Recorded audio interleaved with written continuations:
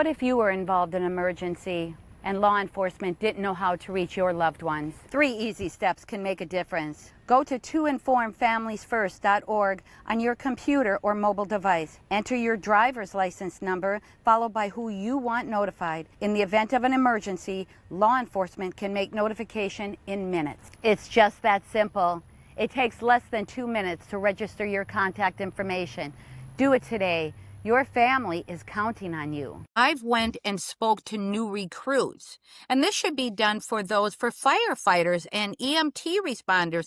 This should be done because you spoke about the mental illness and the effects of notification, and even, how that will never leave my mind. The Right. way I was spoken to, the shrug will never go away. I will see that. So Yeah. I have went and now spoke to new recruits and said, your words matter. How you speak to someone matters. Everything matters. Welcome to Elevate, the gathering spot for first responders, their families, and the communities that support them. Hello and welcome back to the Elevate podcast, where we talk about first responder mental health and all the things that surround it. I'm your host, Kyle Goodknight. This is season 3, first episode of season 3. I had a little bit of a hiatus helping others get their podcasts up and running. So I've been really sinking deep into those creators and helping them, and kind of put this one on pause to gather some great guests for this next season. And today is no exception. Of course, before we get started, don't forget to like, share, and subscribe. If you see something in this video or any of the other videos while you're watching Elevate podcast and you think that someone needs to hear it, a first responder, a family member of a first responder, anybody, always, please just hit that share button. It's the little arrow on YouTube and many different things, how to share that. I think it's a box with an arrow in Apple and Spotify. Share this episode, share all of Elevate. It's really going to really make a difference of getting to normalize the conversation of mental health for the first responder. So with that being said and all that stuff taken care of, I want to introduce you to my guest today. I'm very privileged to have her on season 3, episode 1. Her name is Christine Olsen. Hi, Christine. How are you? I am most awesome because I'm in Florida. Yeah. And I'm in Ohio. It's quite beautiful out right now. So I'm doing very, very well. The sun is out here in Ohio, but it's like 11 degrees. Yeah, we're in the 70s, so we're perfect. So yeah, but thank you so much for having me. I will actually be in Tampa at the end of January, so I'm happy for that. For a whole week, I've actually been asked to come down and speak at a physicians conference for medical directors of EMS about pediatric CPAP, which is another episode that's coming up this year. This next season is the mental health around pediatric EMS runs and pediatric calls in general. I had a very close incident one time with my own daughter that kind of stemmed all of the discussion of pre-hospital pediatric CPAP, and I'm going to be going down to speak with physicians from around the country about this to get it implemented in their department. So I will be in Florida within about a month and a half, and I'll be happy for that week that I'm down there for warmth. But that's actually one of my favorite times to visit Florida is during the winter. The summertime's a little too hot for me. The last time I was there for the summer, my wife was like, "You're not holding up well, are you?" I'm like, "I'm not." It does get hot, but I'll tell you, I'm from Milwaukee, Wisconsin, and it was no joke either. It was hotter than heck in the summer times, and I was not a fan of going in Lake Michigan. Humidity. So just saying, I go here into the Gulf of Mexico. So yeah, it's pretty cool. It's a good place for me to be. That's right. Well, Christine, I'm so happy that you're on. I met you through one of my other creators who I do podcast production for, Nick Comstock. You were on his show. I can't remember how you guys got hooked up, and that's not important, but it was definitely when I watched and edited your episode with him, it was like, oh, I have to get Christine on, because what you have created from a tragic incident in your life. And we'll talk all about that and in depth about that. And, you mentioned that we're on the 19th anniversary of all this happening. So, pretty close to almost 20 years ago that this happened for you. The Elevate podcast is all about the mental health of a first responder. And I have given notifications before as an EMS provider. I've not done it as a police officer because I'm not a police officer, but that is one of the most stressful times in in a first responder's career is when they have to give a notification of a lost family member to someone, whether that's on scene and they watched it all, or whether that's a police officer coming to a home later on. And that's where you come in and your story comes in. So I will shut up, let you tell your story so we don't beat around the bush, because it is a very important story. And this is one of probably going to be a very important episode for everyone to watch. I'm actually going to go and actually register myself in this in real time so you guys can see how to do it later on in the episode. So I just want you to go ahead and tell your story and share whatever you want to share in this beginning, and then we'll get into some more questions, some intricacies that we were talking about the other day. Okay. Well, thank you, Kyle, so much for this opportunity, because the message is so important and relevant to every single listener, their families, their loved ones, their friends, everywhere. So this Sunday, December 7th, will actually be the 20th anniversary of the death of my daughter. TIFF's initiative is 19 years in existence, but her last breath on earth happened December 7th of 2005. She was going out to dinner with her boyfriend. They were on a motorcycle, and a lot of people say, oh my God, a motorcycle. Well, you know what? It could be a bicycle, it could be a car, it could be walking. It doesn't matter. Things happen. Motorcycles are more vulnerable, but it bothers me when all of a sudden they say, well, they shouldn't have been on a motorcycle. There's millions of people that ride. And Tiffany was with her boyfriend, Dustin. And on that night, they had finished their 9-to-5 job. She worked for a builder in Sarasota, Florida. And Dustin actually did what they call tuna towers. And those are towers that are built onto boats for fishermen to have high up views. So he was a welder of sorts. But I say Dustin came out of the womb on a bike, and because he raced him, he jumped him, he loved him. They loved each other. They rode on a motorcycle. And I just wanted to put that out there so people don't put that thing on a motorcycle. So on this particular evening, they're going out to dinner. They were northbound on US 19 in Palmetto, Florida. And at 7:01 p.m., a drunk driver came through, ran a stop sign, and came into the intersection, hitting the motorcycle that they were on. Tiffany was thrown 93 feet and broke her neck and killed on impact. Dustin lived briefly and then passed away. So the accident took place, she was pronounced on her death certificate at 7:01. I get the first phone call at 11:15. And this is where this whole thing starts to happen. So she is pronounced at 7:01. I get the first phone call 11:15 because there was a second friend with them that night. That was their friend, Kyle. I think his name was Kyle also, that was traveling behind them. And impact happens. Clyde. It wasn't Kyle. It was Clyde. It's okay. I've been called Clyde before, and I answer to it. No. Well, there you go. and Kevin and Carl and a few others. Todd. Well, we got Clyde out in there. So Clyde is behind them. So he sees impact happen. And how he even thought so fast. But he threw down his motorcycle, pulled Tiffany off the road because they're on a highway so that she would not get hit by a second car. Pretty darn smart thinking when you're in your 20s. Tries to put up, starts blocking Dustin because there's a major accident happening. Other cars start to stop there, block off, barricade, whatever. And the emergency personnel is called, law enforcement, 911, whatever. So this is happening around that 7:01 time frame. After law enforcement arrives on the scene, takes Clyde's personal information, account of the accident, and so he's then released and sent home. And that is such an important thing because Clyde has just witnessed something so horrific, the death of two people, his friends, and they sent him home. And I thought, that's something they shouldn't have done because he's not in the state of mind to get back on his motorcycle and go home. He's just not thinking clearly. So he gets on his phone, and I believe he had a cell phone, and I'm not 100% on all the fine details, but he starts calling friends. So this isn't law enforcement getting the information out there. This is Clyde trying to call someone, trying to get a hold of Dustin's family. Then they said, he's like, does anybody know Tiffany's family? So this is just Clyde doing this. Does anybody know Tiffany's family? They got a hold of Stephanie. Stephanie says, well, I don't know Tiffany's mom's number, but I know the brother, because Tiffany had lived there part-time.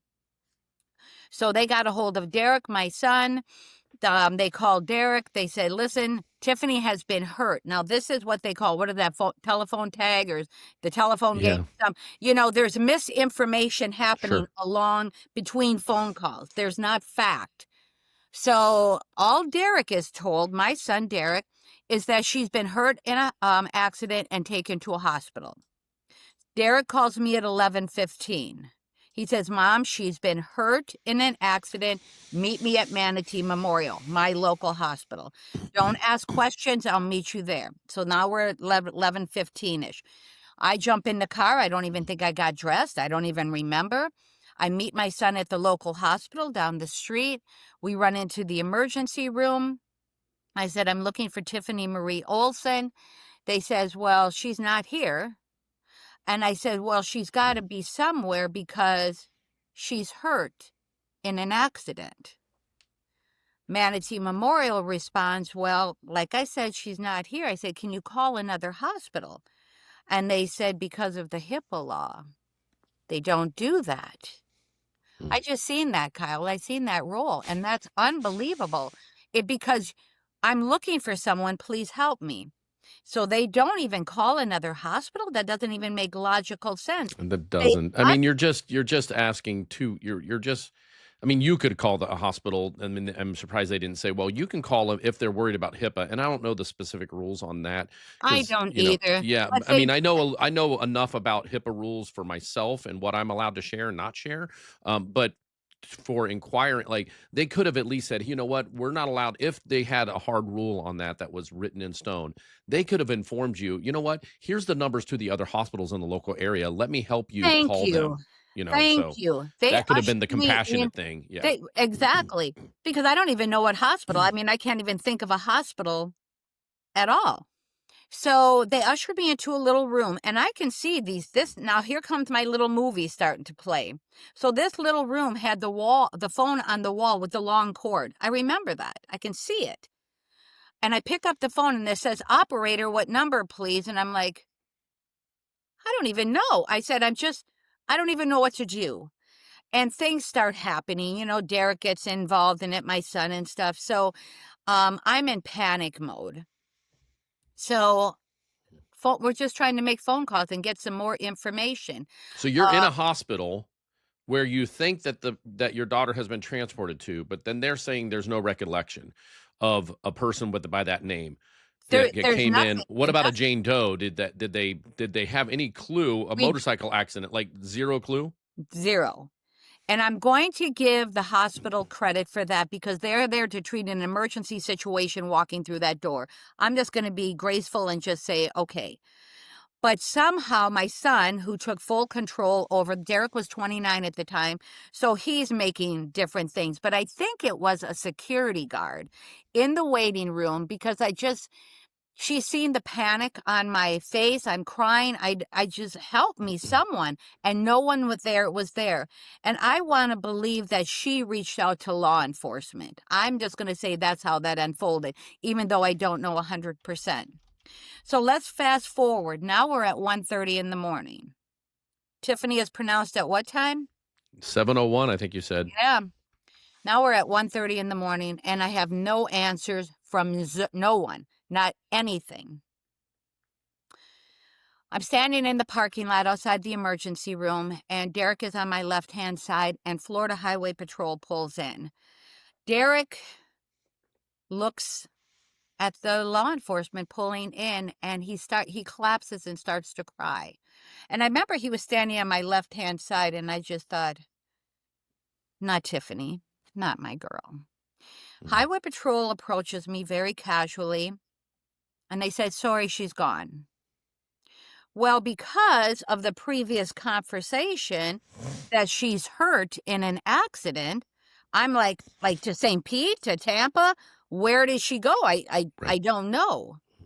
And if I remember nothing else, I remember the shrug of a shoulder. Mm. And it was law enforcement. I don't even see a face, but I see the shrug of that shoulder. And that officer said, well, no, I presume she's with the medical examiner, but they're closed. You can call them in the morning. Could you sign for this? And it was a plastic bag with my daughter's belongings in it. And they sent me home. I want everyone listening to this. This is not just my story. This is what your story will look like if you don't add emergency context to a life. Give law enforcement something to work with. Your story will be my story. So one of the things, what's the average? You mentioned that in our pre-call. What's the average Well, time, people even have- now, So of people have looked into family it. notification? Yeah. So I think it's the Medical Association of Emergency Rooms or something. They documented at about 6 hours. No, and you're at that 6 hour mark-ish right now. That's I 6 was plus. six. I was six and a half. Yeah, 6.5. Six and a Yeah. half.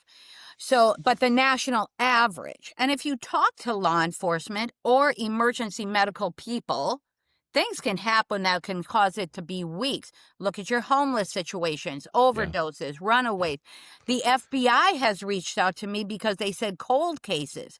I'm like, well, I'm not even in that realm. I mean, but these are people that are seeing TIFF through different lenses. Sure. This is how it's playing out in different things. It could be, like I said, even a cold case when someone's body is not in the very best condition to make a notification. Right. I don't know. But so now we'll go back to that night. So I looked at Derek and I said, after I signed for my plastic bag, and I said, Derek, I have to get gas. And he's like, Mom? And I said, I have to go. Well, now it's 2:00 in the morning. There's nothing open in Bradenton, Florida. I have no gas in my car, but I got in and I made it home in fumes. And I'm sure shock has already set in. I'm already, and even for law enforcement to just let me go. I don't know, something. Maybe you should have followed me. Maybe you should have offered me a ride. I don't know, something. But I made it home and I sat up in my living room all night until I felt it was an appropriate time to call someone. Well, you don't call anybody in the middle of the night. Come on, you don't. That's disrespectful, isn't it? So I waited till 6 a.m. to call my friend Lisa. And she knew I worked a night shift as a server at a restaurant on Anna Maria Island. I am not up at that early. And she said, what are you doing up so early? And I said, Lisa, Tiffy was killed. She said, did you call Pastor Mark? I'm on my way. And things started to move forward toward the planning of family notifications and funerals and all this stuff, So that was that night. So I'm sorry you had to deal with that. I'm sorry that was something that had to be. I mean, I can't even imagine. Well, you know what? And even law enforcement now, because I do work with Highway Patrol, I do work with our local sheriff's department and police departments, and I've went and spoke to new recruits. And this should be done for firefighters and EMT responders.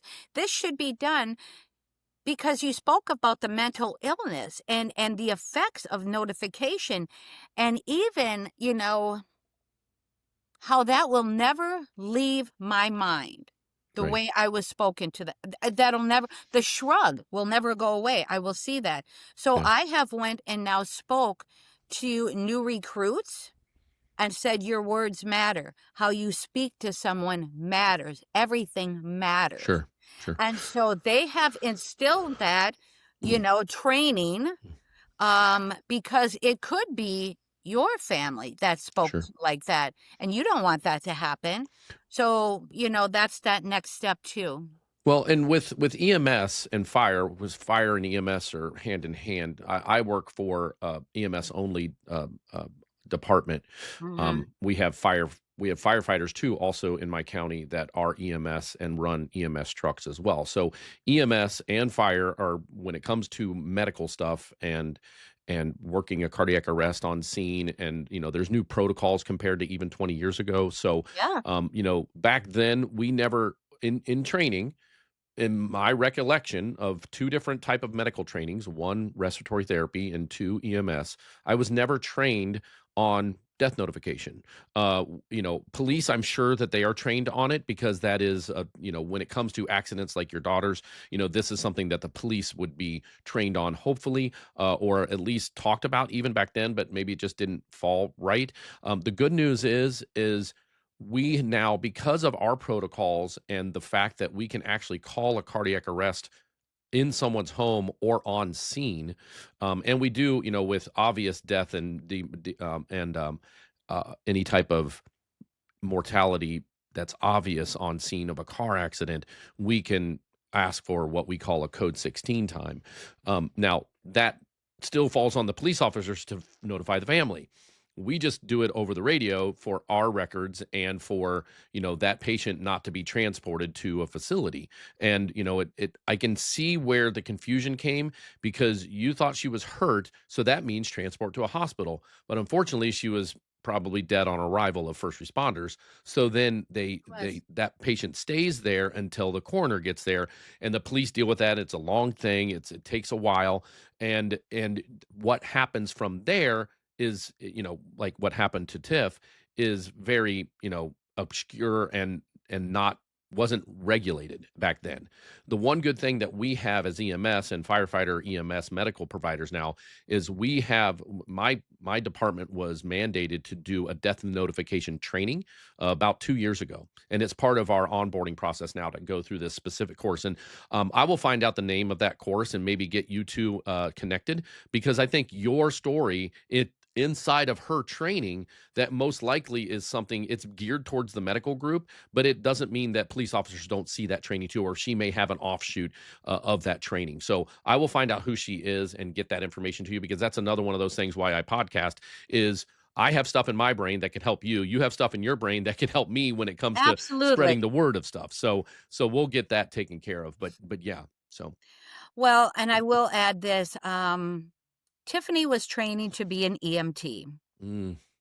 And so I still have her T-shirt that she received, and she did not pass the test. And I just say that wasn't her calling in life. But she used to sit at the fire department down the street, because she would call me, and I said, well, where are you at? She goes, I'm at the firehouse with the guys. And I'm like, what you doing there, Tiffy? But that just, she didn't pass. That wasn't, her step in life. She did well as a front end girl, like in the home builders. I mean, she loved dealing with the contractors and people and all that different stuff, going to lunch with the girls and stuff. But now getting back to that story, and I just, because it does tie in this, I mean, it's for everyone. TIFF is it really is for everyone. Well, and this leads perfectly into, what you have done and why you're here today, to promote something that you created. So talk about TIFF's initiative, when it started, how long after her passing did it start? Did you get talk about when you felt that, that rush of, oh my gosh, I got to start a podcast for first responders mental health. I remember that day. I remember when I said the light clicked on that said, oh, I need to do this. And I committed to it. And it was in the middle of doing other podcasts for other things. It was like, wait a minute, I need to focus on another version of my life and my background and my mental, my mental health path. Because, if one person's struggling, we all are, so talk about when you got the idea of TIFF's initiative, how you started it, when you started it, and all about that, because ultimately this is what we're here to talk about, so people know ultimately that there is an option now. Just like an organ donor on your license, you can choose to do some sort of next of kin notification inside of our system. So talk about TIFF's initiative and how it all got started. So, so after the accident, I think I went into, or that night, we'll refer to it, I was still in such a deep fog. And I remember now I'm going through the funeral and everything. And I'm actually, people are gathering around me and stuff like that. But I am in a state of mind. I can see people talking, their lips moving in that, but I hear nothing. My brain is doing something else. That's PTSD right there. I have been diagnosed, and I didn't even know Yeah. that was what it was. But somewhere in that time frame, I want to say a couple of months or something, I'm functioning. I went back to work. I worked at a little place on Anna Maria called the Rod and Reel Pier. It was built in 1947 by the good old boys and was like a world attraction. People would come all over the world to go to Anna Maria and have a grouper sandwich at this little restaurant. My story starts there. So in that couple of month time frame, I'm just thinking about everything that happened that night. And it just was that light bulb moment that said, if this is happening to me, happening to others. So I just came up with this idea. Tiffany is on a motorcycle. She's got her driver's license in her pocket. She doesn't have her purse. And I thought, what if there was a way to do something with that license? So I'm a server. I don't have background in law enforcement and bills and all that. But I just had an idea. I said, what if there was a way to do something with that? So I went to this little 7-mile-long barrier island where I worked. And I started talking to people, just everyday people. And I said, what do you think about that? And they're like, oh, my God, that's amazing. I said, well, what do I do with it? And they said, start a petition. I said, well, I don't own a computer. I don't know nothing about a petition. I don't know any of that stuff. It was Captain John in the kitchen of the Rod and Reel Pier that said, Good old Captain John. I'll make the petition. Okay. Okay. So the petition is made. Now the island of Anna Maria steps up because it's 7 miles long. So everybody knew me. They knew my son, Derek. They knew Tiffany. And they made copies of the petition, went door to door, get this petition signed. Okay, so now we got about 1,000 signatures. What do I do with that now? Go to your state representative. I said, well, I don't know anything about that either, but I went to Bill Galvano, downtown Bradenton, who was my state representative back then.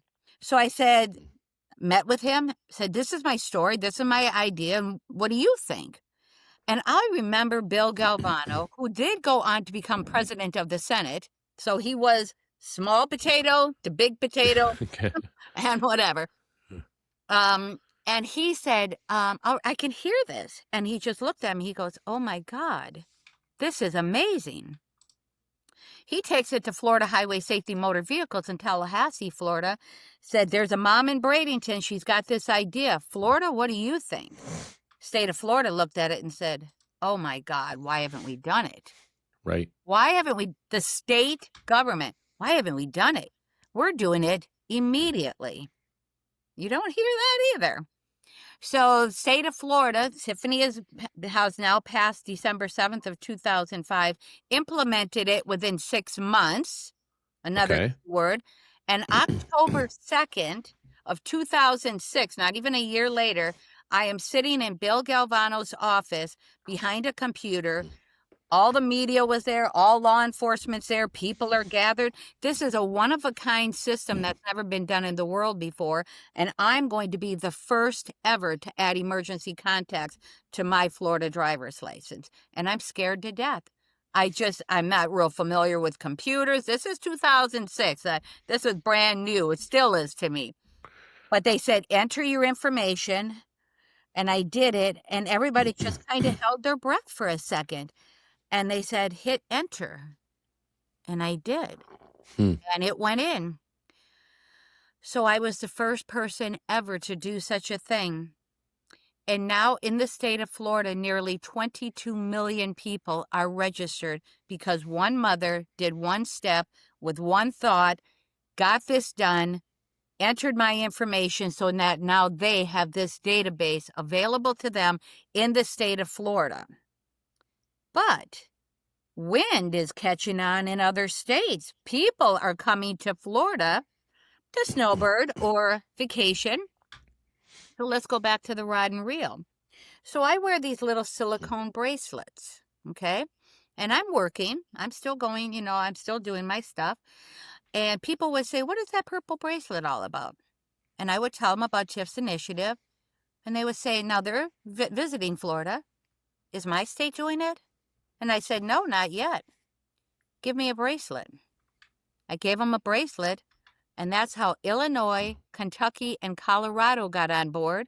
While coming to the rod and reel for a grouper sandwich on vacation, taking a bracelet, going to their state representative in their state and say, listen, Florida's doing this. We need to do it for my state and my family. And it got done.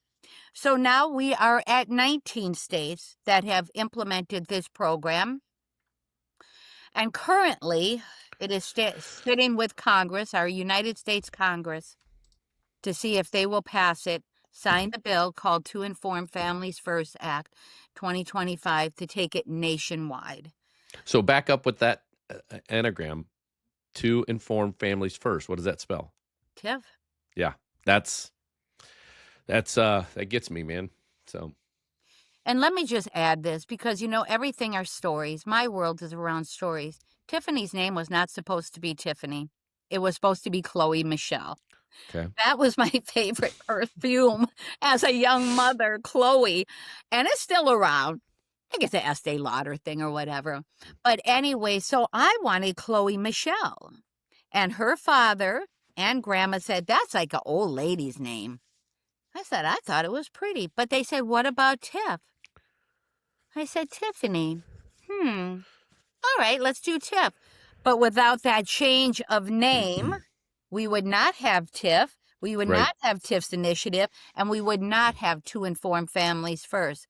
So divine appointment, I believe I'm under that. And that's, God's hand on me doing it all. So that's where I am right now. Right. So that's been around since 2006. So we're looking at, like you said, the 20-year anniversary of her passing will be coming up next year. So you're going to be at... Passing will be this Sunday. This Sunday of 20 years, right? Yes, of 2025. Okay. And then next year, the 20 will be 20 years of TIFF's initiative. Will be 20 years. Well, it's a very important, with it sitting with Congress right now, I'm very hopeful that by this time next year, that it's a question. I just got and I mentioned this in our pre-call. Yes. My daughter and I just went and got her 21-year-old license, done. She's not 21 yet, but in Ohio, we can go, I think, 30 days in advance to get your license started, because the way that our system works now, we don't get our license in our hand at that moment in time. They mail it to us.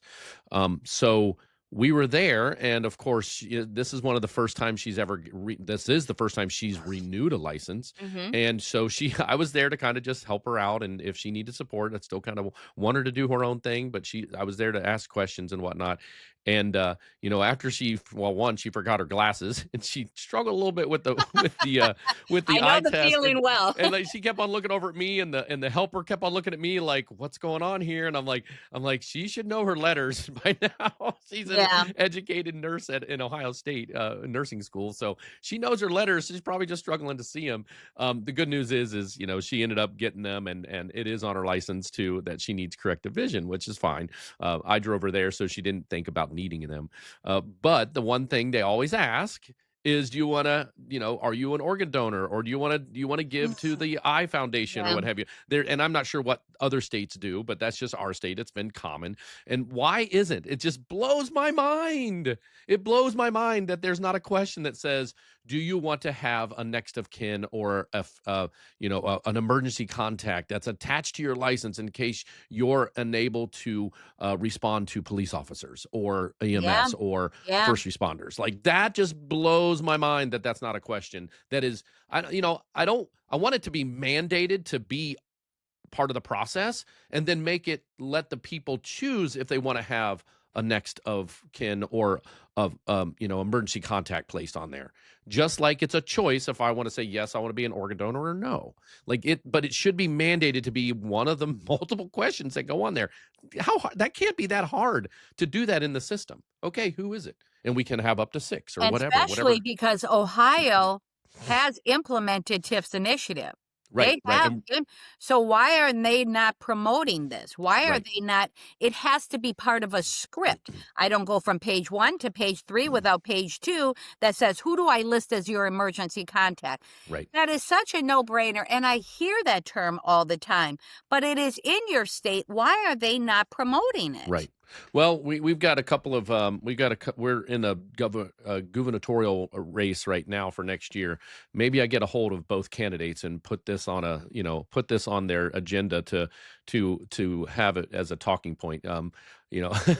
So to get, because it's a nonpartisan period, It end is. of Yeah. conversation, and it's something that has to be. I mean, it is unbelievably a no-brainer. like that is It just the is. easiest way to say it, and it's disappointing that it's not mandated to at least ask. And Kyle, I just want to add this so that your listeners understand how this works. Once you add emergency contacts to a driver's license or state issued ID card, literally law enforcement will show up at the emergency and swipe your Right. license like a credit card Yep. right in their vehicle, Yep. and it says if you've registered, it says if I'm hurt, this is who I want you to notify anywhere in the country. Right. This is my contact person right here. Yep. Instead of that national average of 6 hours. So Right. are you willing to wait? By registering, you're cutting that 6 hour window down to minutes.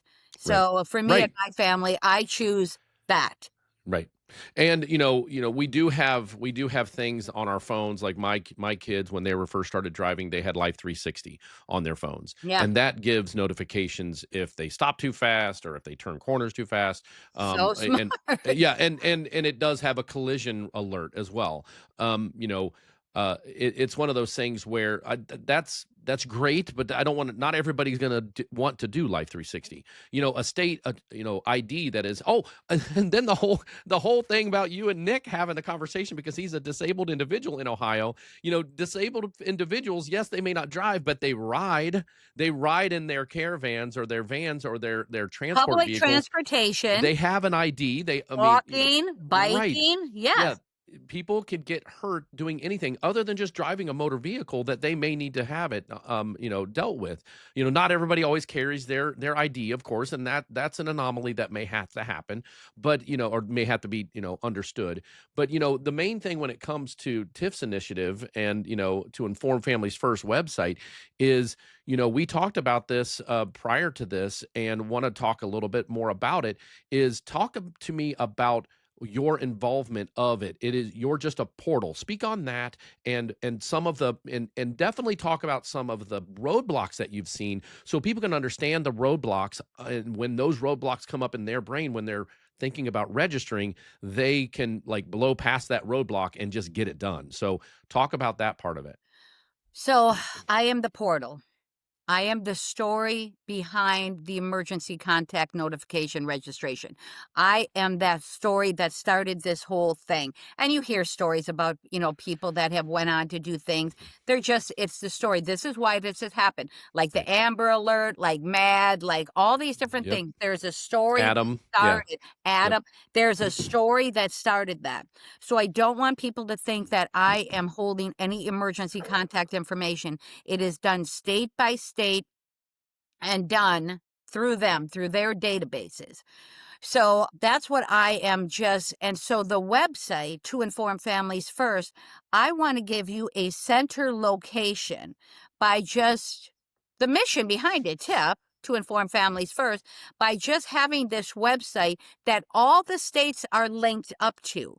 When you go to my website, you'll see all the states listed, and you just actually hit that state wherever. I see you're going to try and Yep. you're going to get to So that. this is the website. This is the website right here. I'll go home, and it's Right. It's toinformfamiliesfirst.org, all spelled out. Right. And then when you get there, you'll see TIFF, and it's purple, just like her wristband. It has the public announcement, or the PSA about it that you saw at the beginning Yes. of the episode. Other things, how they began, and all the facts. Contacting Tiffany if you want her to come on your podcast or anything. If you want to work with Tiffany to help spread the word. Yep. Tiffany, sorry.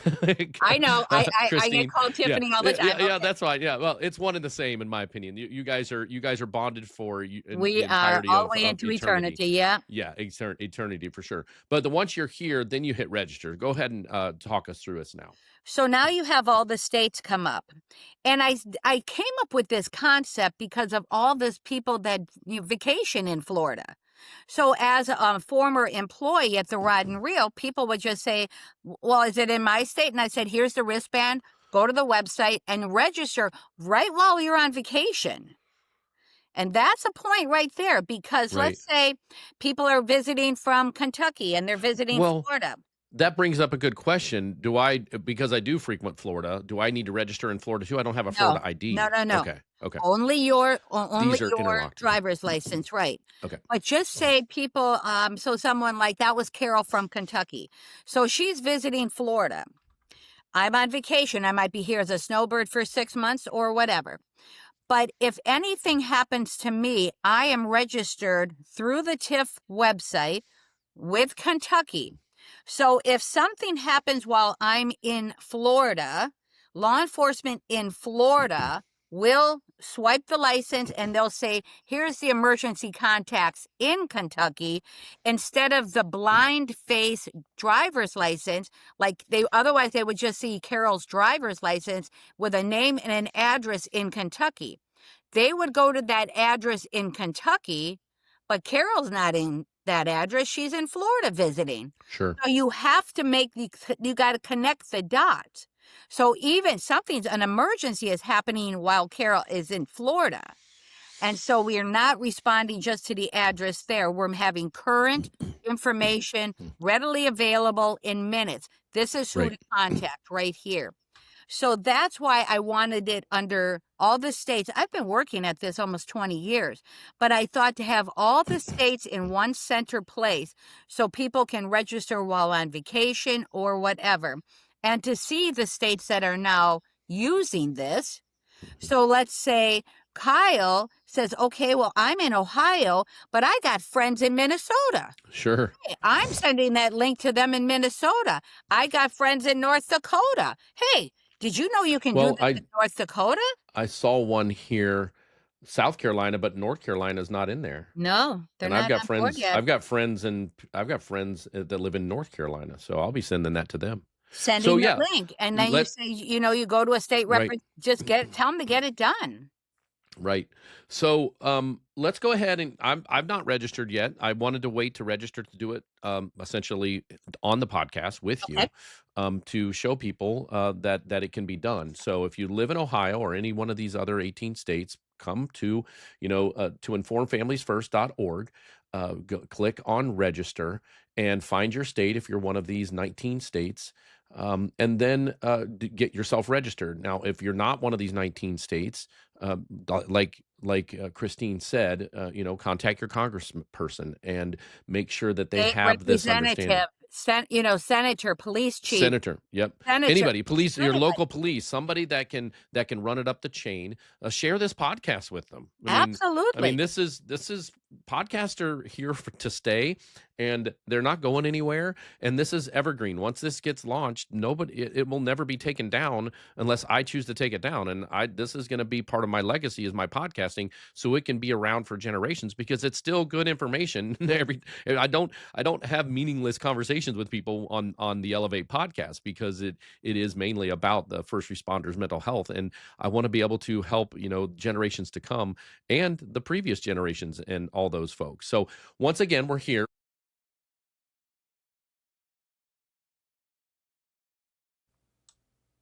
So now we're at the emergency contact information. So I do not have one. No records were found for emergency contact. So from when I hit the link through the TIFF website, I had to go through verification stuff, which is all normal, and set that dual verification up. So if you're in Ohio, you'll have to do that.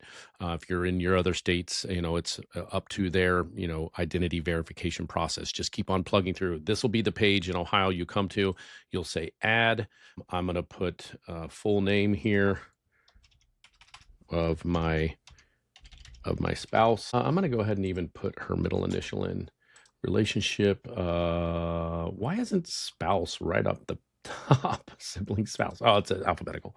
No home phone number, but all this stuff is, of course, you're not seeing it because it's behind my, personal stuff that I don't want you all to see, but this is what you're doing. Work phone. Yeah, I'm going to put that in there because if something happens to me and she needs to be able to, most of the time you can't really get a hold of her at her work. But if it's an emergency, that's where they're going to have an exception.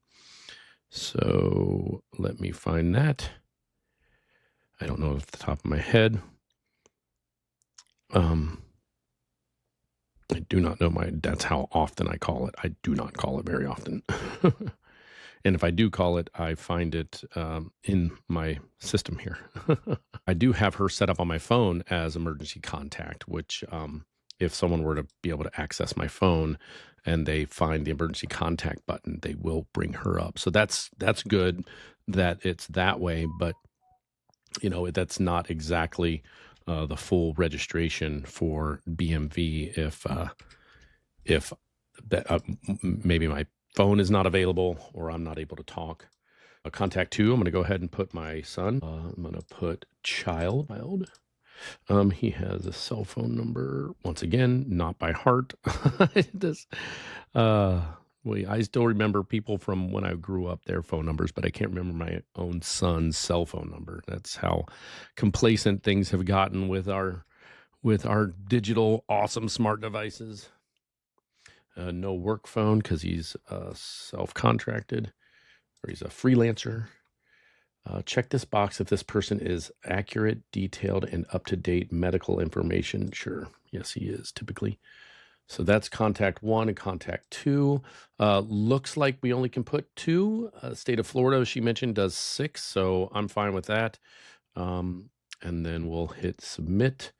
I don't want to save that. Next of kin update is successful. So I want to go to its home.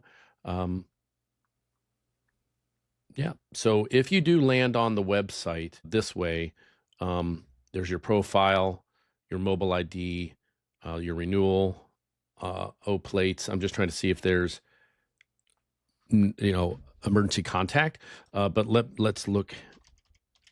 Let me see if we can find it in the search engine. So definitely go through TIFF's website or Christine's website for TIFF to get to the right place inside of it. Next of kin. So if you do type in the search engine, it'll come up with next of kin emergency contact online services available. And you can click on that and get into it. And it does show now that I have 1 and 2. Perfect. So I can print that off so I can hand that to them or put that in any type of physical records. And then it shows what date it was last updated up here. So yeah, very good. So I have my wife and my son. I can edit this so I can change out contact number 2. Like I said, it looks like Ohio only has 2. So that's it. So yeah, there you have it. A little bit of work to get the account set up. But once your online state account is set up, it looks pretty straightforward, at least for Ohio. Once you're verified and you click through that link, if I would have already had myself registered on the BMV as online capabilities, I would have gone right into this page to be able to edit it after I verified myself. So there it is. I hope that helps. And once again, this is any licenses that are already registered to you. Please go in and do this. Don't wait for your expiration. Some people are 4, some people are 8, some people are 2, and you never know when something's going to possibly happen to you. So any license that you have that doesn't have this attached to it, you can go in and do that in those 19 states. And if you're listening to this and you're in a state that is not one of the 19, share this podcast with your representatives and let's see if we can get your state registered in this. Christine has a 1-year deadline that she would like to get all the states advanced. So please do your part. And I'll just, really reinforce that, some people just get a little frustrated then because they're asking, this is government, they're asking for these clarifications on passwords and all that stuff. Just have us take a breath, take a second. Yeah. Make sure you get into the system so that you do add emergency contacts because that's something you don't want to miss out on doing. Right, exactly. The whole thing behind this, behind me doing this for 20 years. And I mean, I don't have sponsors, I don't have donations, I don't have anything really, but I'm doing it to make sure my story doesn't become yours. And what you're doing is you're giving those first responders critical instant information on who to notify on your behalf. It's in heart attack, stroke, Alzheimer's, special needs world. Autism is a big one with my family. But you're just speeding up things instead of that national average of 6 hours. We're speeding it up to let people know who to contact on your behalf. There's no cost. It's free. Yeah, and that's the thing. Well, and that's one thing we talked about too prior is, once again, this is not Christine. Her website is a portal to get to your official Ohio, and there's no tracking involved from her website. No. It's just a link that gets you to your official BMV, DMV, whatever you want to call it, site to get this done. One thing we both spoke about, and I have seen in my career, is passion bias. We both have a very big passion of what we're doing that's above and beyond our normal daily lives. I have my passion that has been scrutinized before, and it involves medical care that is given to pediatric patients, and it's because I have a story that was very unique and very inspiring to get things started and done. And now, she's 20 now, and this happened when she was 7. So you're talking 13, 14 years later, we're finally getting it spread around the country and having those discussions. But there is a passion bias. People think that we're in it for the wrong reasons. We're not. So speak a little bit about some of the roadblocks that you've had of getting this message out. Oh my gosh. Unanswered emails, phone calls that are not returned, going and making appointments and people, sorry for your loss, I don't know what I could do. Well, it's kind of almost like a, I don't want to use the word blasé, but you know what? It's not just that important. When my heart is pouring out simply to say, I don't want my story to become yours. I just had that happen.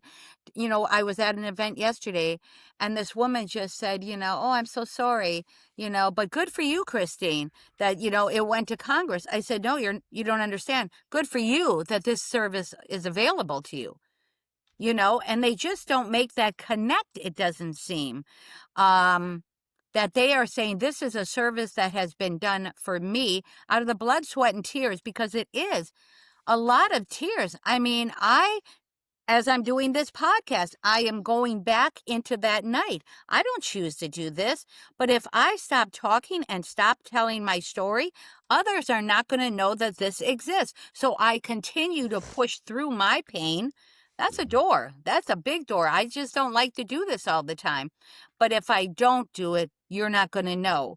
So them are my roadblocks. They really are. And people don't respond to an email or whatever, or an invite, it's like what I went through really didn't matter. It wasn't that big of a deal, but you'll never know how much you need it until you need it. And you didn't take the time to register. That Right. is, I have a SCORE mentor. But if this was a question during your recertification of your license, it would just take care of itself. And you know what? And it's really because I've went to the conferences and I've done the speaking and all that stuff. Instead of the question just, do you want to add emergency contacts? I said, shift those words to, who do I list? Who do I list? You want to list. You know what? That's the call to action. Now we're in the call to action. And people say, and so many people have come forward and they say, when I got my license here in Florida, they asked that. And I was amazed. Yeah. And to come to find out, Christine, you're the one that did it. And I said, I did do it, But right now I'm getting ready for my retirement of TIFF, October 2nd of 2026, because 20 years of telling of her death and the story,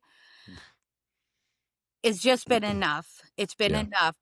With hopefully the signing of in Congress And then it goes nationwide to every single DMV, but we can't stop there. I got one more year of hard work before me, because once it's in your state, now you have to have people within the state, like hopefully Kyle, you in Ohio, that expands it out to all the people in Ohio. So I work like with the homeless agencies, the school boards, public officials, emergency management people, special needs world, our veterans, the homelessness. These are all agencies that can promote emergency contact registration right through what they're doing to the people they serve.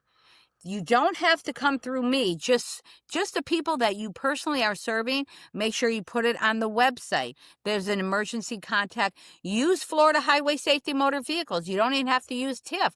I don't mind. Yeah, they can go directly to their BMVs, or the states that are listed, they can ask during their, I mean, that's the ideal situation is that the consumer doesn't have to ask to have that done. It's prompted by the individuals. But if you hear this, you can ask. Some people think, well, Christine, are you getting paid for this? Are you holding my information or whatever? No, again, I'm the portal. I have not been paid one penny ever for this. And that's okay. My local sheriff is the one that's funding the national movement, because he said, Christine, if you stop talking, it's harder on my officers because they don't have a resource. Now they don't have a resource. Now it comes that 6-hour window. So I hope this speaks to everyone here.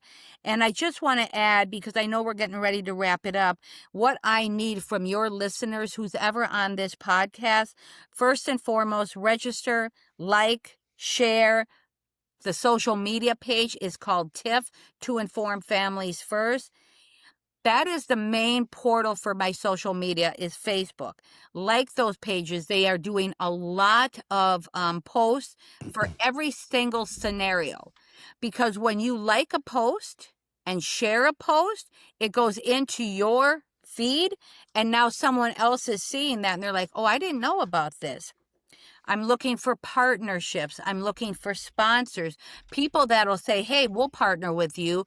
It could be even like the YMCA. Everybody's coming together to partner, sponsor, and elevate emergency contact registration and the importance. And if you feel it in your heart and you want to make a donation, it costs money for me to pay the social media people. It just does. It all hand in hand. But you know what? If you don't, that's fine. But I need help. I truly do. And it's people like you, Kyle, that says, you know what, Christine, I'm here to help also. And now we gather, we partner, and, and this is how we keep building it. So you see that Skyway Bridge? Oh, yeah. So you'll see that once you come to Tampa. That's the big bridge that connects Bradenton to Tampa area. Sure. In that is a huge bridge. They have turned it bright purple for 4 years in a row during Emergency Contact Month, the state of Florida, to highlight TIFF's initiative. This is Florida's doing, because they're the first state to ever do it. Right. So they are so proud of this that they have turned that bridge. And that little post that you just seen right there, that's Vern Buchanan. That's the newscast that they're doing. Vern Buchanan, which is my congressman now. So you can share that post with your state legislation and just say, hey, watch this. They're doing this in Florida. How do I get it done in my state? So this is just simple things. It takes minutes. Some of you people that are listening are just so on this, social media stuff like crazy. But share good news. If you got good news to share, it's like someone saying, I got a cure for cancer. Would you say, tell me more about it? I have the cure of making sure that you can be reached in a note of emergency situation. Do you want to hear more? Go to toinformfamiliesfirst.org. You'll hear it. Yeah, I was trying to share it with both of the gubernatorial candidates, but Amy's not on here that I can type it. She may be listed as something else, but I could put at Mike. But you can see how fast it happens, and especially if you know the people. Yep. So, So, I sharing mean, that with those two right now, at least I'll get to Amy some other so time. look at how much time, Kyle, did that take? That didn't take any 10 time at all. seconds? So 10 yeah, hit the seconds? share button, type in your local representative. If you find you may be able to find their, if you go to their websites, typically they'll have their social media links because they all have it now. And if it's not Facebook that you're sharing it through, share it on Twitter or share it on or It is X on or Twitter share it and on Instagram. Instagram. I'm just not I don't know how to do that really, It's not as fluent, yeah. exactly. But Facebook is kind of a little bit easier for me to do. And can I share one more story? Absolutely. So North Dakota just got on board. So North Dakota got on board, I think it was March. And I just seen it online, North Dakota implements emergency contact notification. And I'm like, I didn't hear about it. They're following Florida's lead. So I reach out to North Dakota DMV and I called their office. I said, can I talk to the person in charge? Whoever, I think his name was Brian something. And they put me right through this phone line. I told them who I was and they put me right through to his office. I was like, that's odd. So it just was kind of weird that they happened like that. So I'm telling him, and he says, yeah, we heard about this and we wanted to implement it. And this is what it provides. I said, yeah, I know what it provides because I created. He goes, what? Oh my God. And I'm talking to you now. So they have these meetings and evidently people know of them. I've never heard it before, but it's called Cut the Red Tape. Cut the red tape. So people in government, different law offices or, let's say in government, law enforcement, different things, they have meetings and they come together with good ideas or solutions. So in North Dakota, they have a meeting. Highway Patrol in North Dakota comes into the meeting and they say, we know that other states are doing this emergency contact notification done through a driver's license. We think it would be good for North Dakota. North Dakota looks at it and they say, cut the red tape. Do it. Right. And that's it. It went. Just like that. We're not playing freaking games and legislating and I have to go to this person or that person. Just do it for the sake of the people in your state. Right. Give law enforcement a tool. Give them something to work with or, emergency responders. Give them something to work with when they are at life and death situations. But this is also for the hospitals. People are going into trauma units. I mean, they're coming in, unconscious, whatever, serious accidents. I mean, things are happening so fast. Right. The medical teams, like there's on my homepage, there's a short video. I think it's 4 minutes long. You have a trauma nurse on there. And she's telling you, Cindy, when she's in a trauma situation, this is what's happening right here. And they need to talk to a family member quick to say, okay, what's going on? Yeah. What's their allergies? What's their meds? What's their history? If we don't know. You have all exactly. So, and they said, this is critical. So now Florida Highway Safety Motor Vehicles, okay, how do we make this available in the trauma departments of the hospitals and stuff? Because it's a secure database. That database where the emergency contacts is a secure. So you got to have someone in that hospital that can run that driver's license quick or put it in a computer and then speak to the physicians or the trauma people right there. Okay, we found the emergency contact quick. Here we go. Yeah. And that's all it is. Yeah. I want to, it's a simple solution. I don't know how it came to me, but it did, Well, you had the name, no, to inform families. Well, I had the name, but I guess I had, You had the story. I know it. Yeah. I had the story because I know what will happen if you don't register. I know it. You lived it. You don't want to live this. So, make sure, Kyle, you and your family get registered and all that. But how do we make it more prevalent to our DMVs and that? Change the lingo, put it in your format. Yeah. From page, it's just part of the procedure. Literally in my brain, right after organ donor question. Done. Well, do you know why that's on there? Do you know why that's on there, literally? And people are paying thousands of dollars to have that question because when they do it, then they get money. I'm just saying. I'm not being critical. I don't have $10,000 to put that on there. And that was years ago. It might even be more. If you want to have yourself sponsored on on the driver's license thing, it costs money. And I said, well, I'll speak. Right.